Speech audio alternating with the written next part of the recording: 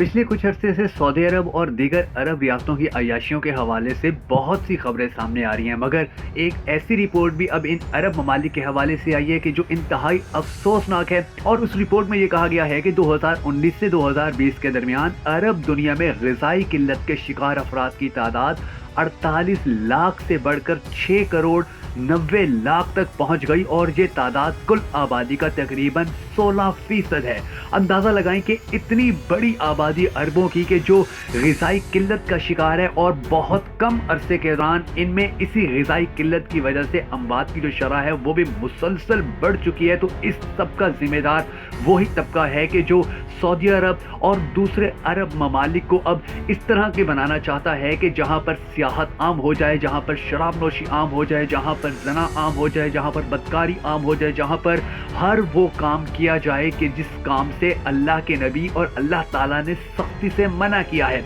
एक जानिब सऊदी अरब और दीगर अरब ममालिक के अंदर ये सब इकदाम उठाए जा रहे हैं और दूसरी जानिब इन्हीं हुक्मरानों की बदतरीन पॉलिसियों के नतीजे में अरबों की एक बहुत बड़ी तादाद रोजाना की बुनियाद पर भूख से मरने पर मजबूर हो चुकी है। ये एक ऐसी हकीकत है कि जिसके बारे में ये कहा जा रहा है कि अगर इन अरबों ने अपनी इस हकीकत को ना माना और इससे इसी तरह आंखें चुराते रहे तो आने वाला वक्त जो अरबों के लिए होगा वो इंतहाई तकलीफ वाला और इंतहाई तबाहकुन होगा। क्योंकि एक जानिब पूरी दुनिया के मुसलमान अब इन अरबों से नफरत का इजहार करने पर मजबूर हो गए हैं, जैसा कि इन्होंने काम किए, जैसा कि इन्होंने वहां पर नाच गाने के और बरहना लड़कियों के खुलेआम डांस के ऊपर से पाबंदियां हटाई, इन्होंने वहां पर वो सब काम किए जो इस्लामी तालीमात के खिलाफ थे। तो इसी वजह से अब दुनिया भर के मुसलमान एक तो इनसे नफरत करने लगे हैं और फिर अमेरिका और यहूदी रियासत जो हमेशा से इनको ये कहते आए कि हम तुम्हारे दोस्त होंगे, वो भी अब आस्ता आस्ता इनसे पीछे हटना शुरू हो जाएंगे।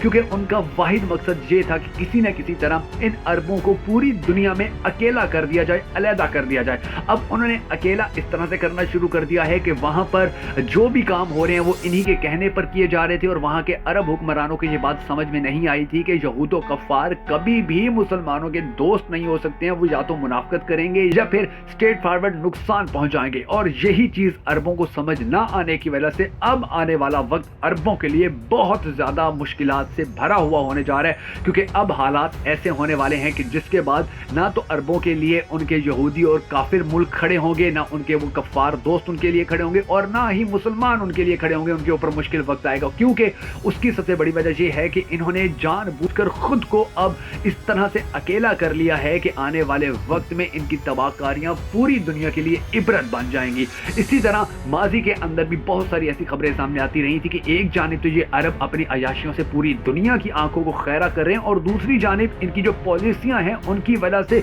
बहुत सारे ऐसे अरब ममालिक हैं कि जहां पर भूख की वजह से लोगों के मरने की तादाद में बड़ी तेजी से इजाफा हो गया। हम सबको अल्लाह ताला से दुआ करनी चाहिए कि अल्लाह ताला इन अरब हुक्मरानों को अक्ल सलीम दे और इनको ये बात सोचने पर मजबूर करे, इनको ये बात सोचने की तौफीक दे कि ये भी गरीब अरबों का ख्याल रख सकें और ये जो हालात इतने कशीदा हो गए हैं इनके बारे में संजीदा इक़दाम उठा सकें। अगर आप भी इस दुआ में शामिल होना चाहें तो कमेंट बॉक्स में आमीन जरूर लिखिएगा।